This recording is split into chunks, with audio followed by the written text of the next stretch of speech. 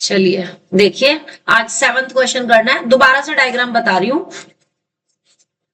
पहले शेडो कब बनती है, कैसे बनती है, उसका कंसेप्ट को समझो। मान लो यहां पर कोई सोर्स है, सन है या लैंप है। यहां पे कोई सोर्स है, वो सन भी हो सकता है, वो लैंप भी हो सकता है, वो ट्यूब भी हो सकती है, वो बल्ब भी हो सकता है, कुछ भी हो सकता है, कोई भी लाइट सोर्स है, सोर्स ऑफ लाइट। ठीक है। अगर आप इसके आगे खड़े हो, मान लो सपोज आप यहां पे खड़े हो, ठीक है, अगर आप यहां पे खड़े हो तो आपके पास आपकी जो शेडो बनेगी वो कैसे बनेगी और क्यों बनेगी। देखो, सन से जो होती है सारी की सारी रेज जाती है कि नहीं जाती हैं? जाती हैं। सन से तो हर डायरेक्शन में रेज निकलती है। ठीक है, तो यहां से जो एक रे आपकी बिल्कुल एग्जैक्टली ऐसे गिरेगी इसके ऊपर, आपके टॉप पे, जब यहां से टॉप पे जाएगी तो आपकी ये शेडो, ये पूरी की पूरी इतनी शेडो बन जाएगी या नहीं बन जाएगी? दैट विल बी शेडो, बनेगी। और जैसे जैसे मैं सोर्स को ऊपर करती रहूंगी, यानी कि सपोज करो मेरे पास सोर्स यहां पर आ गया, तो उस केस में मेरी शेडो की जो लेंथ बनेगी वो कैसे बनेगी? अब मेरा सोर्स यहां पर है तो अब मेरी शेडो की लेंथ कितनी बन गई? छोटी हो गई। अब मेरी शेडो की लेंथ सिर्फ ये वाली बन रही है। This is the shadow. बन रही है कि नहीं? इतनी बात समझ आ गई? यानी जैसे जैसे सोर्स हमारा ऊपर आता रहेगा वैसे वैसे हमारी शेडो की लेंथ छोटी होती चली जाएगी। Is that clear? है ना? तो यहां पर भी क्वेश्चन में ऐसा ही केस है कि हमारे पास जो शेडो की लेंथ बन रही है, अब मैं सन नहीं बनाऊंगी, मैं सिर्फ शेडो की बात करूंगी, यानी कि शेडो की बात करूंगी लाइक दिस, ऐसे। आप पता क्या करना है इसमें ना, एक लाइन जो बनाना थोड़ी बड़ी बनाना ताकि अच्छे से समझ आ जाए। एक बार तो ऐसे बनाना, यानी कि सन आपका यहां पर है, ठीक है। और एक बार लाइन आपने कहां बनानी है, यहां से लेनी है, लाइक दिस, जानी चाहिए टॉप से, यानी आपका सन की पोजीशन ये है, ठीक है। और ये क्या है, मेरे पास टावर है, ठीक। अब दो केस में एक तो शेडो बन रही है ये वाली इतनी, और एक बन रही है ये वाली शेडो। अब इसको नाम लिख दो, ए बी सी और डी, और सन की पोजीशन को आपने नाम देना है एस और S dash.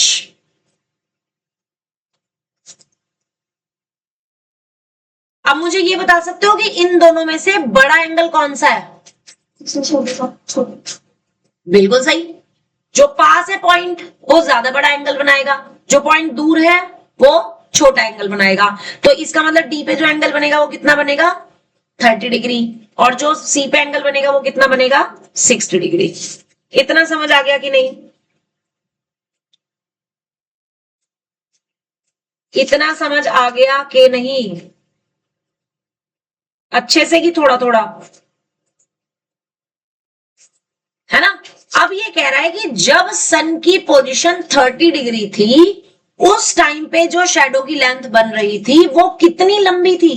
That was 40 metre longer than the length of shadow when the angle of elevation is 60 degree. इसका मतलब ये जो डिफरेंस है ये वाला, ये मुझे 40 दे रखा है, दैट इज द 40 मीटर। इतनी बात समझ आई या नहीं? जब सन आपका एस पर है, यानी एंगल कितना है सन का? 30 डिग्री, तो शेडो की लेंथ बनी BD। जब सन हमारा एस डैश पर पहुंच गया, यानी जब उसका एंगल 60 डिग्री हो गया, तब हमारी शेडो की लेंथ बनी BC। और पहले वाली शेडो बड़ी है बाद वाली शेडो से। कितनी बड़ी है? 40 मीटर बड़ी है। क्वेश्चन की लैंग्वेज पढ़ के फिगर बनाना समझ आया या नहीं?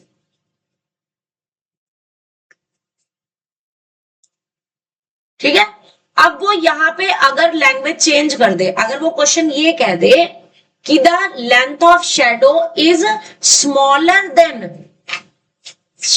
Then by 40 metre when sun's altitude changes from 60 degree to 30 degree, तब भी सेम फिगर बनेगी।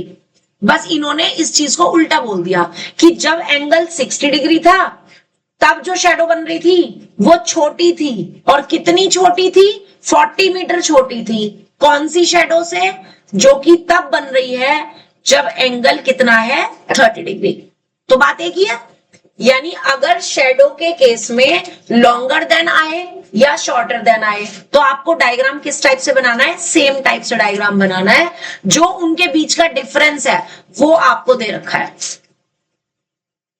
और बाद वाला एंगल हमेशा कैसा लेंगे, स्मॉलर, और जितने पास आप जाते रहोगे ऑब्जेक्ट के उतना ही एंगल बड़ा होता रहेगा। ये बात समझ आ रही है कि नहीं, क्यों होगा बड़ा? अब इसको समझो।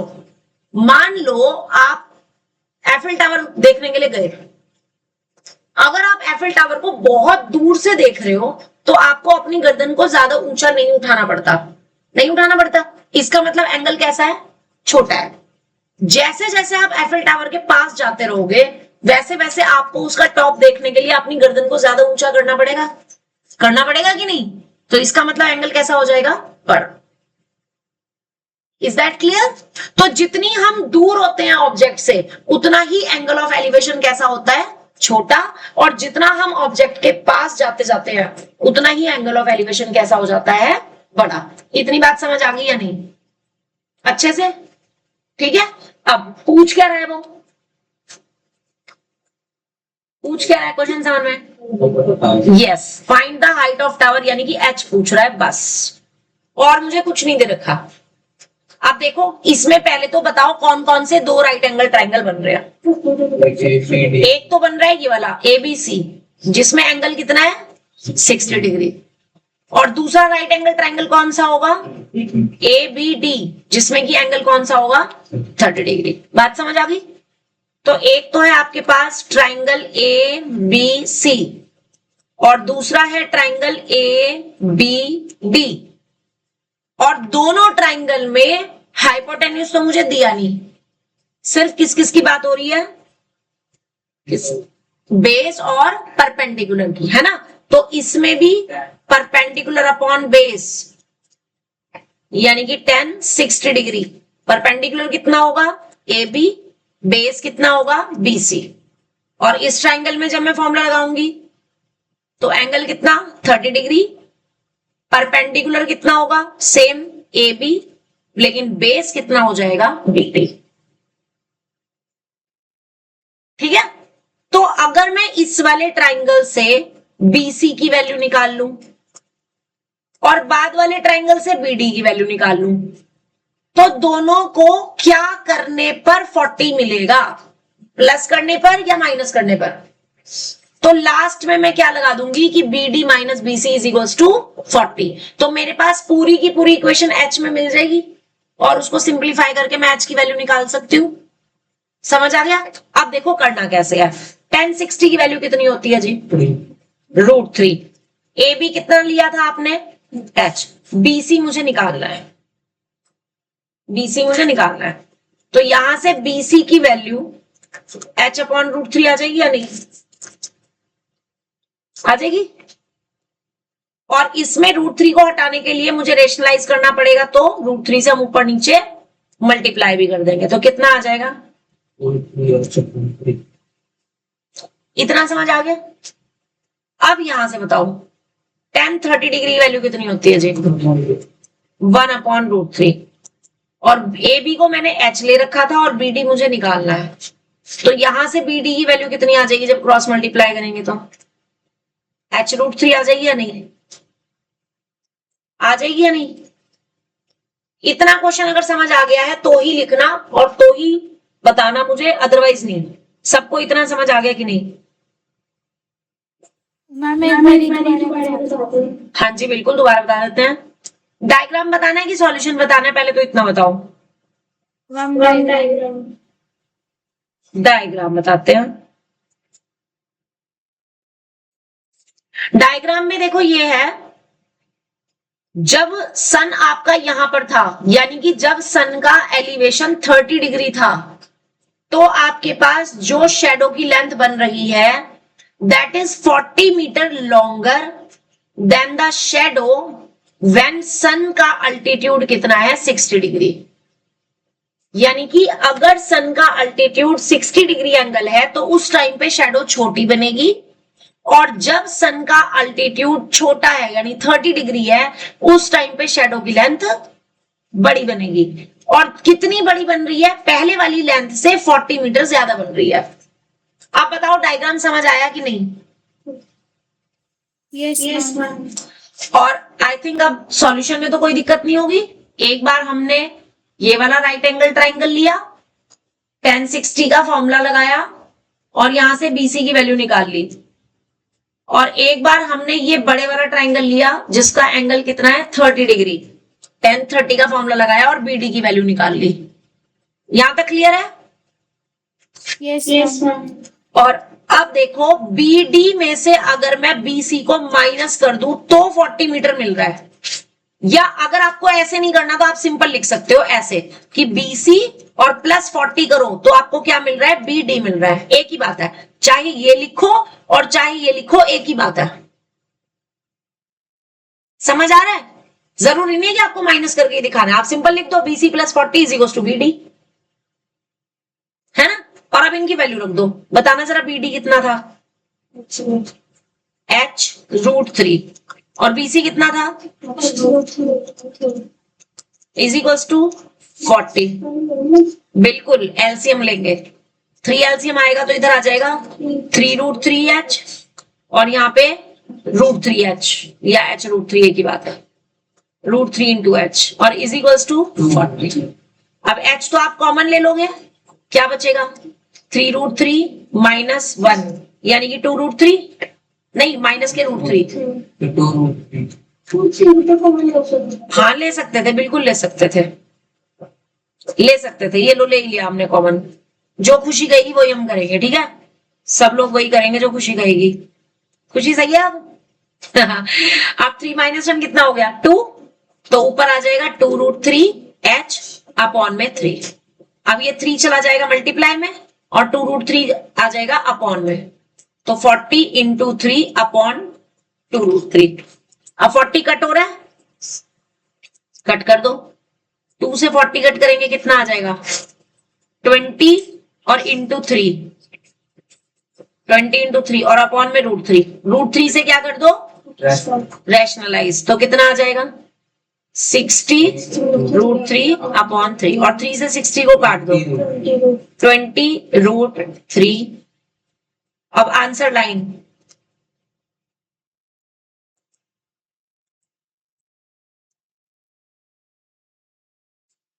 इस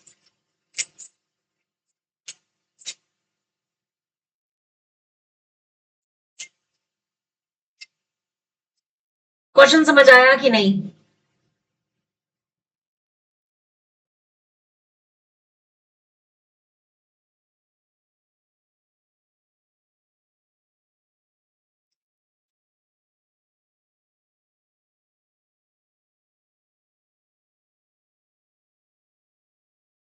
क्वेश्चन समझ आया कि नहीं? आधा अधूरा कि पूरा? सच्ची में कि झूठ में?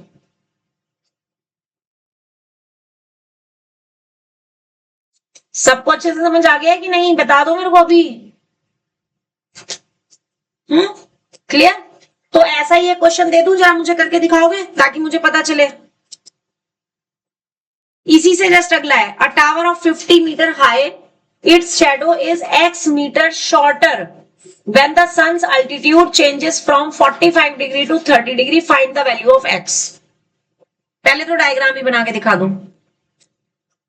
क्वेश्चन नंबर 8 का डायग्राम खुद से बना के दिखा दो।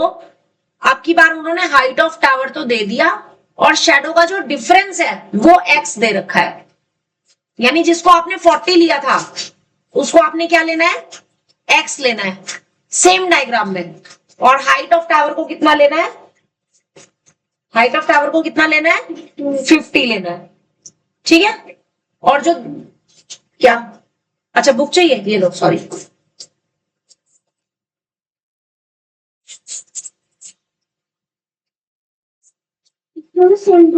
सेम दो एंगल बनाने हैं। अब मेरे को तो ये चेक करना है कि तुम कौन सा एंगल कहां बनाते हो, 45 कहां बनाते हो, 30 कहां बनाते हो।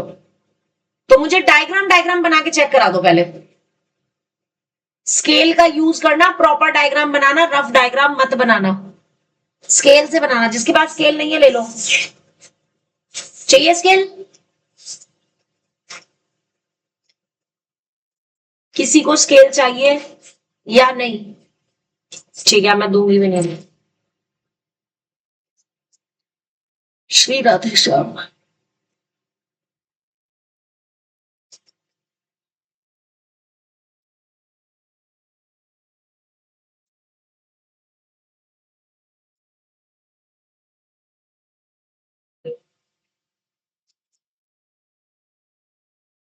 करेक्ट है, करेक्ट है।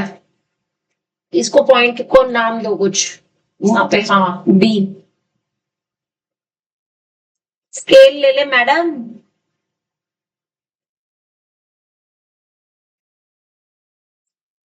जो बच्चे ऑनलाइन हैं वो भी तीनों बच्चे मुझे पिक भेजेंगे डायग्राम बना के।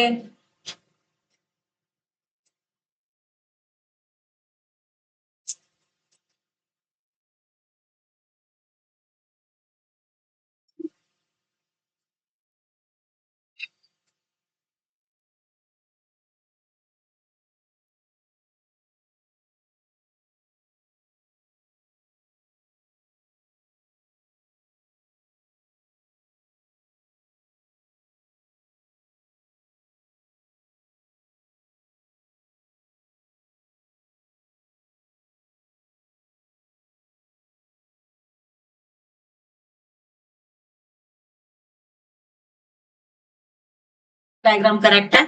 नहीं है। ये ऐसे सीधा बनाना और राइट एंगल का साइन मेंशन करना है। ये तिरछा जा रहा है तुम्हारा, राइट एंगल ट्राइंगल नहीं बन रहा था।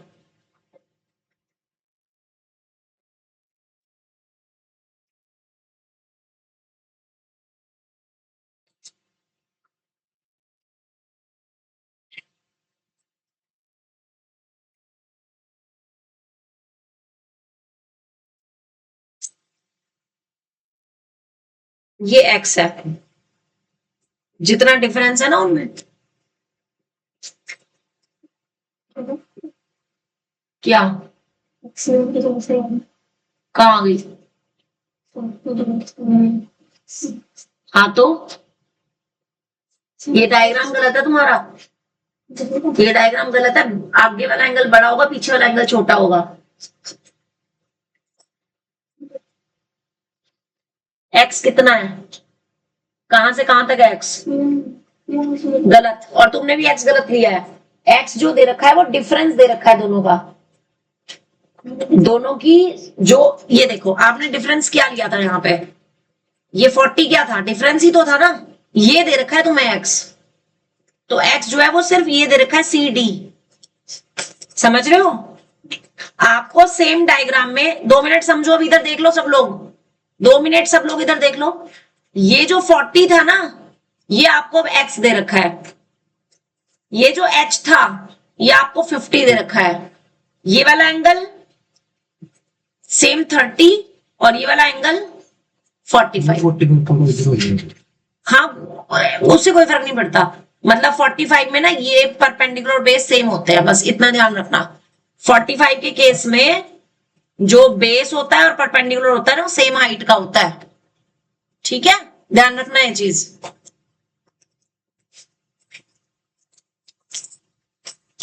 ट्रिग्नोमेट्री के टेस्ट में मैं फिर बोल रही हूं, जो आपको 30 डिग्री, 60 डिग्री, 45 डिग्री के एंगल्स हैं उनकी वैल्यूज निकालना, वो आएगा टेस्ट में। मैंने दिया है, मेरी बात समझ आ रही है? 30 डिग्री भी दिया है, 45 भी दिया है, 60 भी दिया है, तो वो तीनों की अच्छे से तैयारी कर लेना। ऐसे ही छोड़ दो इसको, बस आंसर चेक करो। इसका है बेटा, थोड़ी खुला सा डायग्राम बना है, ऐसे नहीं। ये देख, जितना बना है इतना ये बनाया। ये तो तेरा हो गया 45 और इस लाइन को आगे ले जा। ये तो हो गया 45, ये सन की एक पोजीशन आ गई। इसको आप पीछे लेकर के जाएगा। अब इसको इसके साथ ज्वाइन कर, ऐसे पीछे ले जाएंगे, तेरे पास एस डैश हो गई। ये एंगल हो गया 30 डिग्री और यहां से यहां तक का डिफरेंस तेरे को एक्स दे रखा है, ये 50 है। ठीक है, अब इसको नाम दे दे, ए बी सी और डी। एस ऐसे ना देखो मेरी बात सुनो, ऐसे खुला खुला डायग्राम बनाना सबने अच्छे से, थोड़ा बड़ा सा डायग्राम, ऐसे नहीं पिचकू पिचकू सा डायग्राम बना दो, समझ आना चाहिए डायग्राम, ठीक है। यानी अब आपने क्या करना है, लिसन, सुन लो जरा ध्यान से, जितना परपेंडिकुलर ले रहे हो सेम उतना ही बेस लेकर के ये 90 डिग्री का साइन, और इसको जब ज्वाइन करोगे तो ये तुम्हारा 45 बन जाएगा, इसको आगे तक ले जाना, ये बन गया 45 डिग्री। फिर इसको पीछे जब आप लेकर के जाओगे और यहां से आप इसको चेंज करके ऐसे लेकर के जाओगे तो ये तुम्हारे पास बन जाएगा एंगल 30 डिग्री। तो ये दो पोजीशन हो गई, एक तो एस हो गई, एक एस डैश हो गई। और अब आपको यहां से यहां तक का डिफरेंस जो है वो एक्स दे रखा है और ये आपको 50 दे रखा है। अब नाम लिख लो, ए बी सी और डी, और बाकी सारा सेम है। एक बार एक ट्राइंगल लेंगे, एक बार दूसरा लेंगे, सॉल्व करेंगे। आंसर आ कितना रहा है बस वो बता दो मेरे को, पॉइंट में निकालना ही नहीं था। 50 और √3 - 1। √3 की वैल्यू तब तक नहीं रखनी जब तक क्वेश्चन में नहीं दे रखी, ध्यान रहेगा। हमें रूट की वैल्यू सिर्फ तब रखनी है जब क्वेश्चन में दे रखी हो। तो आज का आंसर जो है वो ये आ रहा होगा, कितना, 50 और ब्रैकेट में √3 - 1, ये आंसर आ रहा होगा, चेक कर लो। शिवम, ईशानवी और दिव्यांश तीनों इस क्वेश्चन की पिक भेज दो मुझे तुरंत। ओके मैम, मैम वो डायग्राम भी भेज दी थी मैंने। हाँ वो मैं देख रही हूँ, डायग्राम करेक्ट है। हाँ जी, हाँ बोलो क्या कह रहे हो। ऐसे diagram triangle A B C ले लिया, 10 का फॉर्मूला लगाया, 10 30 का, 50/BC। यहाँ x थोड़ी लिखेंगे, तो x क्यों लिख रही है, बेस तो BC पूरा लेंगे ना इस ट्राइंगल का, ठीक है। x तो किसी में भी नहीं आएगा। इस ट्राइंगल का बेस BC लेंगे, इस ट्राइंगल का बेस CD लेंगे, फिर लिखेंगे CD + x = BC, ठीक है, उसमें वैल्यू रखेंगे। गॉट इट, अच्छे से समझ आ गया, वेरी गुड। मैम बेस में क्या वैल्यू पुट करेंगे? बेस में एक में तो BD लिखेंगे, एक में BC लिखेंगे, जैसे पहले किया था। जब आप ले रहे हो ट्राइंगल ABD तो आपका फॉर्मूला बनेगा tan 45 डिग्री = AB/BD। तो इसको BD को BD ही लिखना है। tan 45 की वैल्यू 1, AB की वैल्यू 50 और BD एज इट इज। तो आपके पास BD की वैल्यू 50 आ जाएगी। और जब आप लोगे ट्राइंगल ABC तो फॉर्मूला लगेगा tan 30 डिग्री, तो AB/BC, तो BC को BC ही लिखना है, 1/√3, 50 और BC को BC ही लिखना है, इसको कुछ नहीं लिखना है, इसको x नहीं लिख सकते आप, क्योंकि BC में तो x भी है और BD भी है। अगर आप ज्यादा चाहते हो तो आप BC को यहीं पे BD + x लिख सकते हो, बट उसकी नीड नहीं है, समझ रहे हो। अब क्रॉस मल्टीप्लाई करोगे तो BC की वैल्यू कितनी आ जाएगी, 50 √3। अब देखो BD में जब x प्लस हो रहा है तो BC मिल रहा है, अब वैल्यू रख दो। BD की जगह कितना, 50 और +x, और यहाँ पे 50 √3 रख दिया। अब इस 50 को इधर लेकर के जाओगे तो 50 √3 और -50 आएगा। अब 50 कॉमन ले लोगे, √3 - 1 आ जाएगा, ये आंसर आ जाएगा। समझे कि नहीं, 1 मिनट के लिए बुक देना। अच्छे से क्लियर हुआ कि नहीं ये बता दो।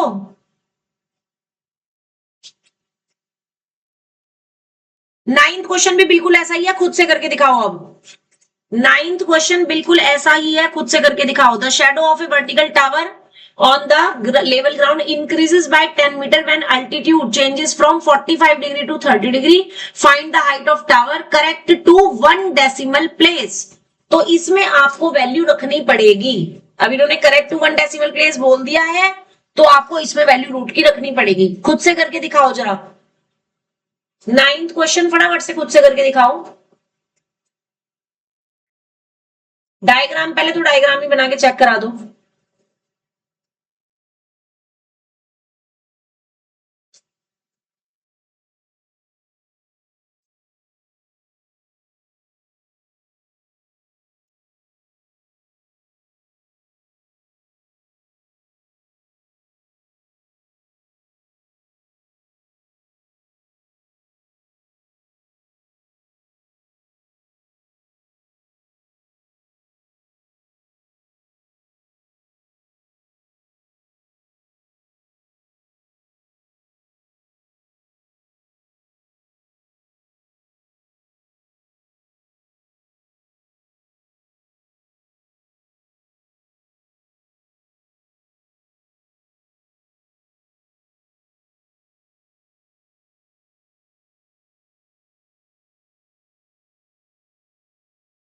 ले लो ले लो।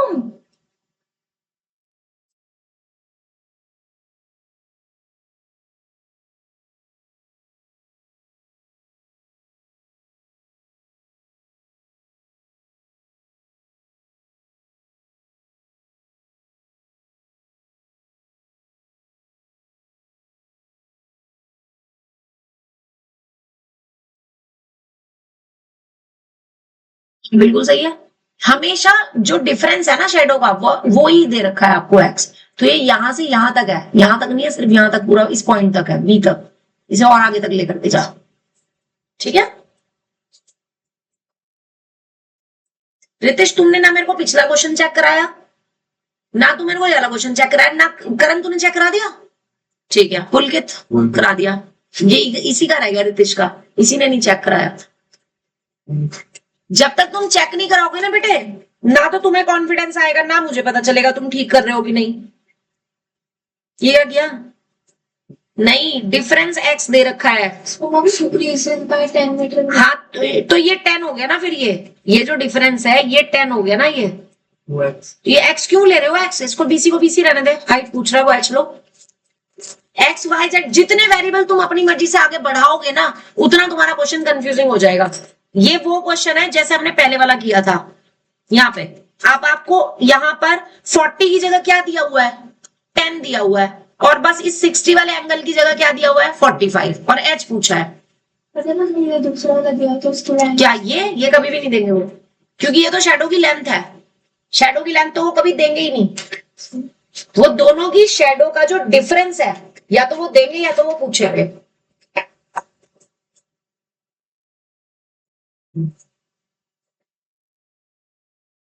करा चेक करा दे, करा देगा। ये कौन से वाले क्वेश्चन का है? और इससे पहले वाला? पिछला तो तूने देख के ही किया है। हाँ ठीक तो है। ये डी लिख बस, इसको एच मान ले। हाइट पूछ रहा है ना, इसको एच मान ले। कर बिल्कुल वैसे ही जैसे अभी किया था।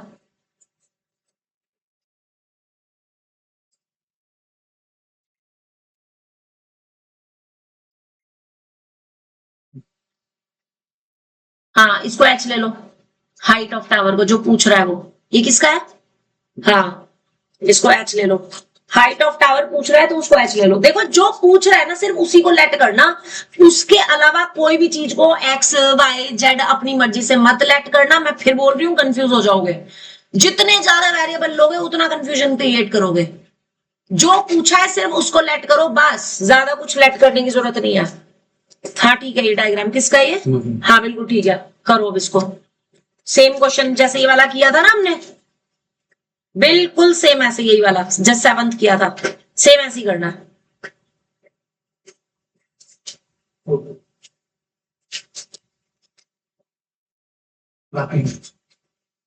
और आंसर ठीक आ रहा है?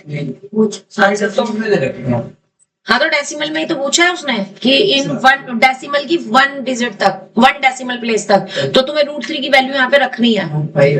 √3 है, 5 तो आएगा ही नहीं। √5 तो कभी जीवन में नहीं आ सकता। हाँ ठीक है, 1.7 किसी भी ट्रिग्नोमेट्रिक एंगल की वैल्यू √5 में है ही नहीं, है ना। √3 तो फिर भी है, या √2 है, √5 कहीं नहीं है। 3 की वैल्यू 1.732 होती है। तो आप सिर्फ 1.7 ले लो, क्योंकि डेसिमल के 1 प्लेस तक कह रहा है वो। श्री राधे।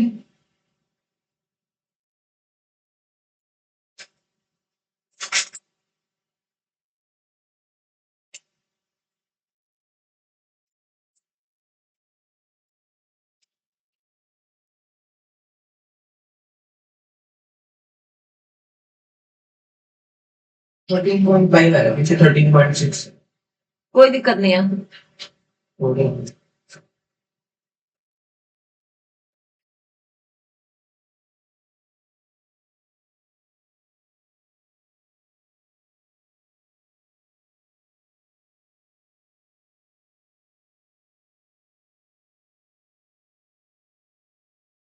दे दो मुझे एक बच्चा।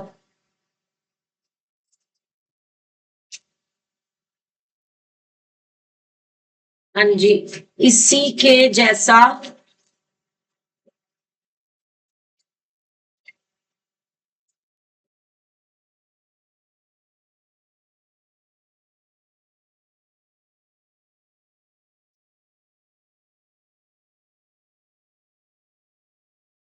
कल मैंने तुम्हें 5 तक के वो एग्जांपल्स दिए थे, एम आई राइट? 4 नहीं दिया था, उसमें से 4 मैं कराऊंगी।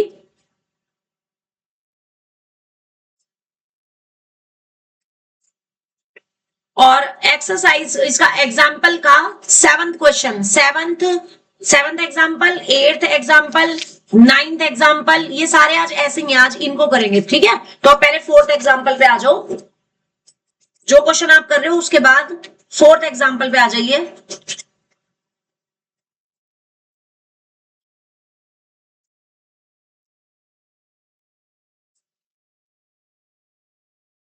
एग्जाम्पल 4। नहीं, h कॉमन लेंगे, ब्रैकेट में √3 - 1 बचेगा। पढ़ना बेटे, जरा क्वेश्चन पढ़ो, सादिक पढ़ो। An electrician has to repair an electric fault on a pole of on a pole की बात हो रही है तो पहले एक पोल बनाना पड़ेगा, तो हमने पहले एक पोल बना लिया, ठीक है? आगे पढ़ो। height 5 meter. 5 मीटर, इस पोल की हाइट 5 मीटर दे रखी है, ये टोटल हाइट मुझे 5 मीटर दे रखी है। आगे He needs to reach a point 1.3 meter below the top of the below the top, वो कह रहा है कि उसको जो लैडर लगानी है वो कितनी मीटर लगानी है? 1.3 मीटर बिलो द टॉप, यानी यहां पे लैडर लगानी है ऐसे। This is the ladder, LALE ladder, LEDD बोल दो, ER लैडर, ठीक है? 8 ए बना लो, ये लैडर लग गई। इस लैडर को उसने कहां तक लगाना है? 1.3 मीटर बिलो द टॉप। समझो जरा यहां पे इस चीज को, ये टॉप है, इधर देखो ये टॉप है।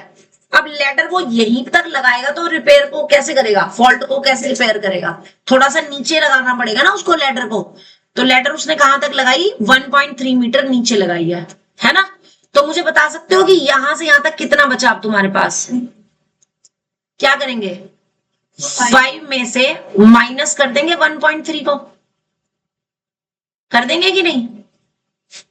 कर देंगे। यानी अगर मैं इसको ट्रायंगल को नाम ए बी और इस पॉइंट को सी नाम दे दूं, and this point is D, तो आपको ए बी जो दे रखा था वो तो दे रखा था 5 मीटर, ए सी दे रखा था 1.3 मीटर, तो आपके पास बी सी कितना बच जाएगा? 5 - 1.3, यानी कि 3.7 मीटर। इतनी बात समझ आई या नहीं? इतना समझ आया कि नहीं? आप आगे पढ़ो question. What should be the length of the ladder that he What should be the length of ladder? Length of ladder वो पूछ रहा है, यानी लेंथ ऑफ लैडर है कितनी? CD, C और D की जो लेंथ है वो पूछ रहा है। और क्या पूछ रहा है? when inclined at an angle of 60 degree When inclined at an angle of 60 degree, angle भी लगा दिया। to the horizontal would enable him to reach the required position. ठीक है। Also find how far from the foot of the pole should he place the foot of the ladder. Also वो BD distance भी पूछ रहा है कि also ये भी बताओ कि लैडर का जो फुट है वो पोल के फुट से कितनी डिस्टेंस पर होना चाहिए। तो यानी वो लैडर की लेंथ CD भी पूछ रहा है और फुट कितनी डिस्टेंस पर होना चाहिए लैडर का, यानी लैडर को पोल के फुट से कितनी डिस्टेंस पर उसे प्लेस करना चाहिए, वो ये डिस्टेंस भी पूछ रहा है। क्वेश्चन समझ आया? डायग्राम समझ आया कि नहीं? डायग्राम और क्वेश्चन में क्या पूछा है इतना समझ आया कि नहीं सबको? ईशानवी, दिव्यांश, शिवम, शिवम, शिवम ने लीव कर दिया ना? Ishanvi, yes ma'am. हाँ देखा, शिवम ने क्लास ही लीव कर दी, कोई बात नहीं। चलिए ठीक है, अब ट्राइंगल तो एक ही है मेरे पास, कौन सा ट्राइंगल है? बीसीडी, ये राइट एंगल ट्राइंगल है मेरे पास, और तो कोई ट्राइंगल नहीं बन रहा ना, एक ही ट्राइंगल बन रहा है। और इसमें मुझे क्या चीज दे रखी है? परपेंडिकुलर दे रखा है। तो एक बार तो मैं परपेंडिकुलर अपॉन बेस वाला फॉर्मूला लगा दूंगी तो बीडी आ जाएगा, और एक बार में परपेंडिकुलर अपॉन हाइपोटेन्यूज का फॉर्मूला लगा दूंगी तो हाइपोटेन्यूज आ जाएगा, है ना। रितेश, परपेंडिकुलर अपॉन बेस किसका फॉर्मूला होता है? साइन का, कॉस का या टेन का? टेन का। तो ये फॉर्मूला आ जाएगा टेन 60 डिग्री का। और परपेंडिकुलर अपॉन हाइपोटेन्यूज किसका फॉर्मूला होता है करण? बहुत बढ़िया, साइन का होता है। तो साइन 60 डिग्री जब फॉर्मूला लगा दूंगी तो ये पी अपॉन एच का आ जाएगा, है ना। और दोनों ही केस में परपेंडिकुलर कितने हैं? बीसी, और बेस कितना है? बीडी। यहाँ पे परपेंडिकुलर सॉरी बेस है बीडी, हाँ, परपेंडिकुलर कितना? बीसी, और हाइपोटेन्यूज कितना है? C D. अब वैल्यू रख दो बस, जो जो चीज दे रखी है। tan 60 की वैल्यू कितनी होती है खुशी? बहुत बढ़िया, √3। बीसी कितना दे रखा है? 3.7, और बीडी मुझे निकालना है। और यहाँ पे tan 60 की वैल्यू कितनी होती है पुलकित? sin 60 की √3/2। बीसी कितना दे रखा था? और सी डी मुझे निकालना है। क्रॉस मल्टीप्लाई करोगे, रेशनलाइज करोगे, दोनों आंसर आ जाएंगे कि नहीं? यस। यहां से बीडी कितना आ जाएगा? 3.7 अपॉन √3, जिसमें आप रेशनलाइज करने के लिए √3 से ऊपर नीचे मल्टीप्लाई करोगे। So it will be 3.7 √3 upon 3। ठीक है, आंसर देखो रूट में दे रखा है या डेसिमल में दे रखा है? ये दे रखा है क्वेश्चन में। क्वेश्चन में √3 की वैल्यू कितनी दी है? 1.7। तो जितनी दे रखी है वो लिखनी है। कितनी दे रखी है वैल्यू? 1.73, राइट। इसको सिंप्लीफाई करके आंसर निकाल लेंगे। और यहां से जब आप क्रॉस मल्टीप्लाई करोगे तो सी डी की वैल्यू कितनी आ जाएगी? √3 इंटू सी डी और 2 इंटू 3.7। तो यहां से सी डी की वैल्यू आएगी 2 इंटू 3.7 और अपॉन में √3, और √3 से ऊपर नीचे मल्टीप्लाई कर रहे हो। आप जरा मेरी बात ध्यान से समझना, 2 से पहले मल्टीप्लाई मत करना, क्योंकि आप 3.7 √3 अपॉन 3 इसकी पूरे की वैल्यू यहां निकाल चुके हो बीडी। ये पूरी की पूरी वैल्यू आप यहां पे सॉल्व कर चुके हो, तो जो आंसर आएगा वो यहां पे डायरेक्ट रख देना। समझ आ गया? कैलकुलेशन करके और आंसर बताओ मुझे कितना आया।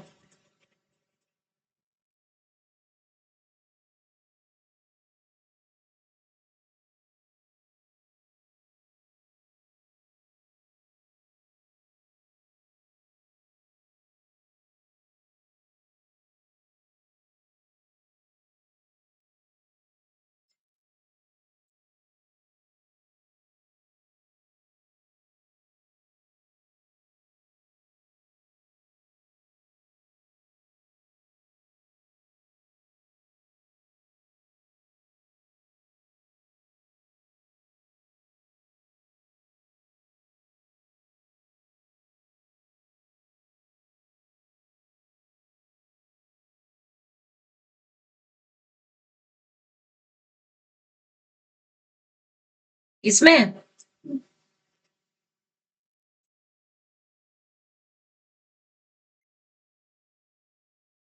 कौन सी 6.401 आया उसमें। 6.401 तो मल्टीप्लाई करके आया, डिवाइड बाय 3 भी तो करना है। मैम 2.113 बस 2.13 सफिशिएंट है। और उधर 4.2 और जब इधर 2.13 की मल्टीप्लाई करोगे तो 4.26। 28 आ रहा मेरा तो 2.8 है। कैसे आ जाएगा 2.8? मैम उधर 2.14 आ रहा नहीं, ये जो तुम्हारा मल्टीप्लाई करके आएगा वो 6.401 आएगा, इसको मल्टीप्लाई करके ऊपर ये 6.401 आएगा और अपॉन में 3 आएगा। मैंने अलग से करा उसको ना, जैसे मर्जी कर ले, तो 4.28 आ रहा है। जैसे मर्जी कर ले। करके देखे क्या किया तूने पहले? पहले मैंने ना sin 60 की आंसर निकाली था 37 into 2 upon 3, so 740 upon 173 हो रहा है। क्या किया तूने? डेसिमल में इसको मतलब अपॉन में कन्वर्ट कराया? मैंने वो पहले कर दिया। क्या पहले? साइन 60? जो साइन 60 वाला है ना वो मैंने पहले कर दिया था। तूने इसको सॉल्व किया पूरे को, तो ये 4.26 ही आएगा, जैसे मर्जी कर ले। पीछे आंसर भी तो गलत गलत दे रखा है। नहीं, देख लो। क्या आंसर दे रखा है पीछे? 4.28 अप्रॉक्स। मेरा 4.7 कुछ और √3 की वैल्यू कितनी दे रखी है? 1.7। बस 2 नहीं दिया। नहीं, फिर तो यही रखना है भाई। देखो सिंपल से है, जब 3.7 की 1.73 में मल्टीप्लाई करती हूँ तो 6.401 आता है, पूरा पूरा लिया है हमने, इसमें कोई राउंड ऑफ नहीं किया। समझ आ रहा है? और जब मैं इसको 3 से डिवाइड करूंगी तो 3 2 जा 6, 3 1 जा 3, 3 3 जा 9 और 1 बच जाएगा, और 11 3 3 जा 9 अगेन, तो सेम आ रहा है। और यहाँ पे 2 से मल्टीप्लाई है, तो जब 2 से मल्टीप्लाई करूंगी तो यही आएगा। मेरे में गलती बता दो तुम। अब मैं तुम्हारे वाला भी चेक कर लेंगे, बट इसमें यही आने वाला है, इसमें और कुछ नहीं आएगा, है ना। अब आंसर लाइन देखो कैसे लिखनी है। CD क्या चीज थी?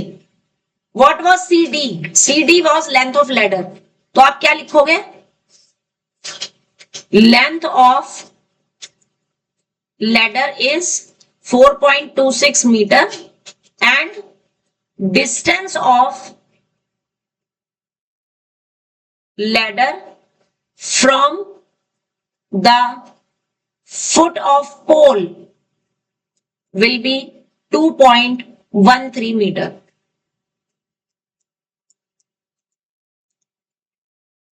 That is the answer. Got it? आज आपने जितने क्वेश्चन यहाँ पे किए हैं, आपने घर पे इन्हीं को दोबारा से करके देखना है, अच्छे से प्रैक्टिस करनी है, एंड प्लस अपने टेस्ट की तैयारी करनी है, क्योंकि मैं तुम्हें कोई होमवर्क नहीं दे रही हूं। तो आपको अपने टेस्ट की तैयारी करनी है, और जो बच्चा मेरे से डाउट्स पूछेगा मैं सिर्फ यही मानूंगी कि हाँ बस वही तैयारी कर रहा है। ऐसा मैं मान ही नहीं सकती कि ट्रिग्नोमेट्री में तुम अपने आप से क्वेश्चंस लिख करके कर रहे हो प्रैक्टिस और तुम्हें डाउट ना आए, बिल्कुल नहीं मान सकती मैं।